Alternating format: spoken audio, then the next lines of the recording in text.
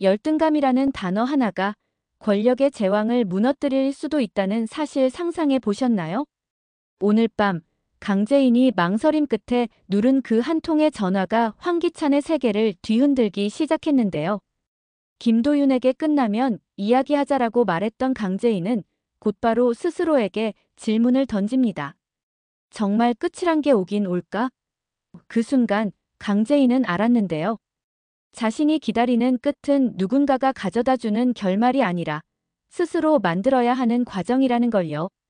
강재인은 김도윤의 진심을 분명히 들었지만 당장은 선을 긋습니다.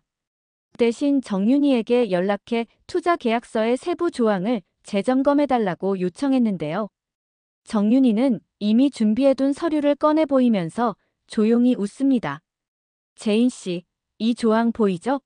황기찬이 내부 리스크 보고를 누락했을 가능성이 높아요. 리스크 미공개면 투자 철회 사유 충분합니다. 강재인은 고개를 끄덕이면서도 신중했는데요. 철회가 목적은 아니고요. 황기찬이 숨기고 있는 걸 스스로 꺼내게 만드는 게 더 필요해요.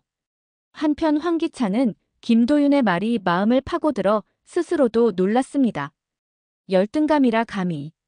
하지만 그 말이 기분 나빠서만이 아니라 어디선가 자신을 정확히 꿰뚫어 본 느낌이 들어서였는데요. 황기찬은 즉각 대응을 지시합니다. 강재인 동선을 파악해. 그리고 정윤희가 손뗀 서류는 다 막아. 여기에 강세리가 끼어들어 말을 보탭니다. 기찬 씨, 김도윤부터 조용히 처리해야 해요. 그 사람 곁에 강재인이 있어요. 황기찬은 잠시 눈을 감았다가 짧게 대답합니다. 조용히, 티 안 나게. 김도윤은 강재인을 기다리기보다 움직이기로 합니다. 김도윤은 과거 추적해오던 기록들 납치 사건과 연관된 하청 용역 계약서, 내부 접속 로그, 그리고 투자자 보고 누락 정황을 다시 꺼내 재정리했는데요. 그러다 이상한 패턴을 발견합니다. 같은 날 같은 시간대, 서로 다른 아이디로 같은 자료가 열람됐다는 점이었는데요. 김도윤은 곧바로 결론 내리지 않고 윤 비서를 떠올렸습니다. 이중 스파이 같은 움직임 윤 비서가 맞나? 아니면 누가 윤 비서를 흉내내는 건가? 그 시각 윤 비서는 거울을 보며 스스로에게 말했습니다. 언제부터였지? 경계선이 흐려진 게. 황기찬에게 충성해온 시간만큼 윤 비서는 황기찬의 위험과 한계도 똑같이 알고 있었는데요. 여기에 정윤희의 간단한 제안이 머릿속을 떠나지 않습니다. 당신이 사실대로 말하면 법과 계약이 당신을 지켜줄 겁니다. 말은 간단했지만 윤 비서에게 그건 직장의 끝, 삶의 재시작을 의미했죠. 첫 번째 고비는 예상보다 빨리 왔습니다. 정윤희가 요구한 임시 이사회가 열린 날 황기찬은 먼저 치고 들어왔는데요. 황기찬은 준비해온 자료를 내밀며 말합니다. 투자 리스크는 업계 평균 이하입니다. 강재인 개인적 사건을 빌미로 회사 가치 훼손 시도가 있었고요. 그러면서 강재인의 과거 납치 사건을 과장된 이슈로 몰아갔습니다. 순간 강재인의 손이 떨렸는데요. 김도윤이 조용히 메모를 건넵니다. 지금 반격하지 말고 두 번째 안건에서 열어주세요. 정윤희가 타이밍을 잡습니다. 그럼 두 번째 안건으로 넘어가죠. 리스크 공시 누락 여부입니다. 여기서 강세리가 돌발 발언을 합니다. 공시 누락이라뇨? 오히려 강재인이 언론 플레이로 시장을 흔들고 있어요. 이 말에 이사회가 술렁였고 황기찬은 만족스러운 표정을 지었는데요. 그때 정윤희가 서류 한 장을 꺼내들었습니다. 이 문서, 내부 접근 로그와 감사 추적 자료인데요. 같은 날 같은 파일이 두 개의 아이디로 열렸더라고요. 하나는 황기찬 대표, 그리고 다른 하나는 시선이 움직입니다. 윤 비서의 손끝이 약간 경직되는데요. 정윤희는 끝까지 이름을 말하지 않습니다. 다른 하나는 수사기관과 공유할 예정입니다. 황기찬의 미간이 좁아지는데요. 이름을 밝히지 않은 그 빈칸이 윤 비서에게는 마지막 경고처럼 들렸습니다. 이사회가 끝난 뒤 강세리는 황기찬에게 다그치듯 말합니다. 저들이 이미 증거를 모았어요. 윤비서를 정리해야 해요. 황기찬은 간단히 고개를 끄덕이면서도 섣불리 움직이지 않았는데요. 정리. 이제는 반대로 써야 할 수도 있어.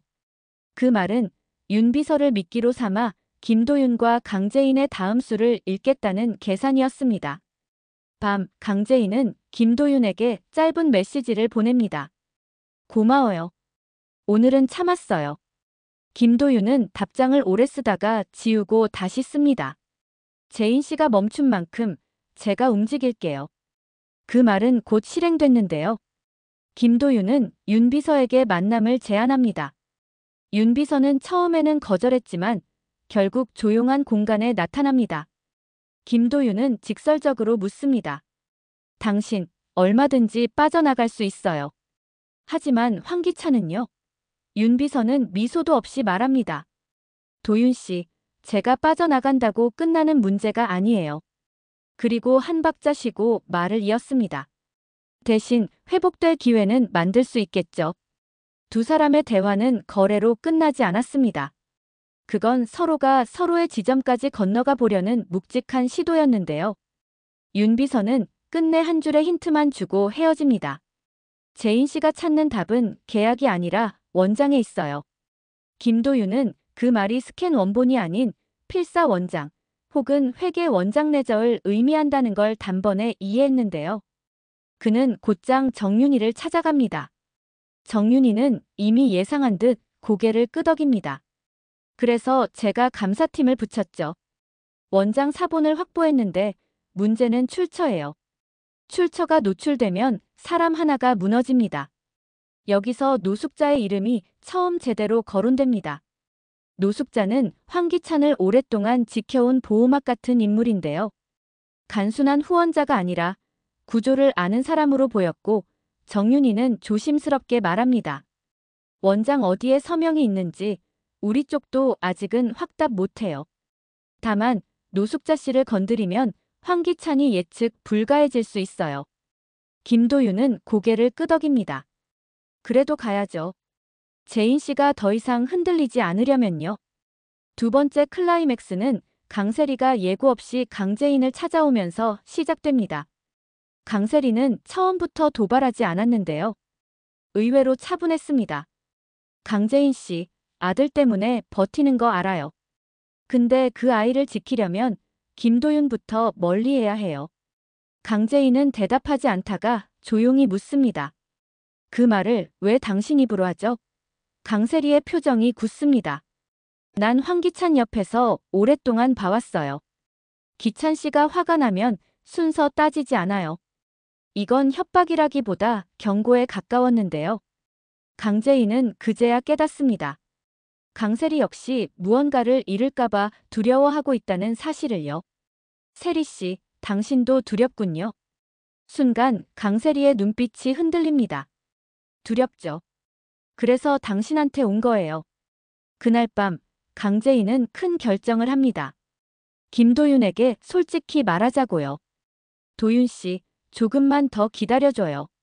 내가 아버지 억울함을 밝히고 아이를 안전하게 만들 때까지. 그 다음에 당신 마음, 제가 도망치지 않고 맞닥뜨릴게요. 김도윤은 짧게 웃습니다. 지금 그 말로도 충분해요. 하지만 그 웃음 끝에 결심이 얹혀 있었는데요. 대신 재인 씨가 멈춘 만큼 전 더 깊이 들어갈게요. 윤비서가 준 힌트, 끝까지 따라가 보겠습니다. 다음 날 정윤이가 움직입니다. 형식은 간단했는데요. 보완자료 제출 요구, 그리고 임시 감사 확대. 명목상 절차인데 실질은 압박이었습니다. 황기찬은 이 문서를 보는 순간 감정을 눌러 담습니다. 결국 이 길로 오네. 그러고는 노숙자를 찾아갑니다. 노숙자는 짧게만 말합니다. 기찬아, 내가 너한테 늘 말했지. 돈은 방패가 아니고 빚이야. 황기찬은 처음으로 솔직해집니다. 그래서 어떻게 해야 합니까? 노숙자는 한숨을 쉬고 덧붙입니다. 늦지 않았다는 전제하에 사실을 정리하는 거야. 그런데 내가 그걸 할 사람이냐는 건 난 아직 모르겠다. 세 번째 고조는 예상 밖에서 터집니다. 윤 비서가 내부 메신저에 짧은 파일 링크를 남기고 로그아웃했는데요. 링크에는 원장 일부의 숫자와 이니셜만 담겨 있었는데 그 숫자가 놀랍게도 강세리와 연결되는 거래 일자와 포맷과 맞아떨어집니다. 세리. 이게 정말 세리의 계좌야. 하지만 김도윤은 성급히 판단하지 않습니다. 이건 함정일 수도 있었는데요. 김도윤은 강재인에게 사실을 숨기지 않고 공유합니다. 강재인은 놀라면서도 바로 말합니다. 세리를 몰아붙이면 황기찬이 수습합니다. 오히려 기찬을 겨냥해야 해요. 김도윤은 짧게 동의합니다. 맞아요. 그래서 출처를 더 확보하죠. 한편 강세리는 자신을 향한 시선이 바뀌고 있음을 감지합니다. 마음이 급해진 강세리는 윤 비서를 비밀리에 부르는데요. 당신 어느 편이에요? 윤 비서는 답하지 않고 반문합니다. 세리 씨는 어느 편이어야 합니까? 강세리는 한참을 망설이다 말합니다. 난 기찬 씨 편이었는데요. 요즘엔 기찬 씨가 날 지켜줄 수 있을지 모르겠더라고요. 이 말은 윤 비서에게도 흔들리는 신호였는데요. 윤 비서는 마지막 경계를 허뭅니다. 세리 씨, 그럼 저를 믿어요. 난 끝까지 갈 겁니다. 그리고 마침내 정윤이가 준비해온 마지막 카드가 모습을 드러냅니다. 공식 브리핑 형식의 공지 초안, 리스크 추가 공시 검토. 이 문서가 대회에 나가기 직전 황기찬은 한 발 앞선 움직임을 보여주는데요. 익명의 제보 형식으로 김도윤의 조작 의혹을 흘립니다. 증거를 꾸미고 있다는 내용이었죠. 여론은 순간 요동쳤는데요. 강재인은 망설이지 않습니다. 짧고 단단한 문장을 준비해 공개합니다. 저는 오늘도 제 아이와 제 아버지를 생각하며 절차대로 사실을 밝힙니다. 누군가는 자격이란 말을 쉽게 하지만 진짜 자격은 끝에서 결정된다고 믿습니다. 이 메시지는 감정의 호소가 아니라 절차와 진실을 향한 신뢰 선언이었고요. 생각보다 큰 반향이 일어납니다. 바로 그때 김도윤에게 익명의 봉투가 도착합니다. 안에는 USB 하나와 종이 쪽지가 있었는데요. 자격이 없다는 말, 끝까지 자신 있게 해봐. 김도윤은 USB를 열어보고 숨을 길게 고릅니다. 화면 속에는 원장 일부와 함께 황기찬이 직접 결제한 내부 전결 서명이 선명했는데요. 문제는 그 아래줄, 보증인 란에 노숙자의 이름이 찍혀 있었다는 겁니다. 이건 황기찬만의 이야기가 아니라 노숙자의 이야기이기도 했습니다. 왜 이 구조가 만들어졌지? 기찬을 지키려던 방패였나? 아니면 둘 모두를 올가맨 족쇄였나? 김도윤은 곧바로 강재인과 정윤이를 찾아갑니다. 이건 함정일 수도 있어요. 하지만 진짜라면 다음 수는 훨씬 조심해야 해요. 정윤이는 짧게 판단을 정리합니다. 대외 공시는 잠시 보류하죠. 대신 수사기관과의 공식 협조 채널을 열겠습니다. 이건 회사의 명운과도 연결돼요. 강재인은 고개를 끄덕이면서도 마음이 무거웠는데요. 기찬을 무너뜨리는 게 목적이었는데 이제는 노숙자까지. 그 순간 김도윤이 말합니다. 재인 씨, 우린 사람을 무너뜨리려는 게 아니라 거짓을 멈추려는 거예요. 밤이 깊어갈수록 각자의 선택은 더 또렷해졌습니다.